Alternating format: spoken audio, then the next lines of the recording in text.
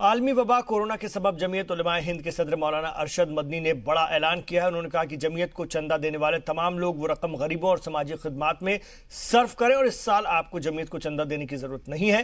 مولانا مدنی نے کہا کہ آج دنیا بے حد نازک دور سے گزر رہی ہے اور یہی وقت ہے انسانیت کا ہاتھ تھامنے کا، سبھی کو متحد کر کے اس وبا کے خلاف لڑائی لڑنے کا۔ مولانا مدنی نے مزید کہا کہ رمضان کا پاک مہینہ چل رہا ہے اور اسلام کہتا ہے کہ ہمارے آس پاس کوئی بھی بھوکا نہ رہے۔ ہم سبھی کو اپنی حیثیت کے مطابق بلا کسی مذہبی تفریق کے لوگوں کی مدد کرنا چاہیے، اور یہی ماہ رمضان کے روزے کا اصل مقصد ہے۔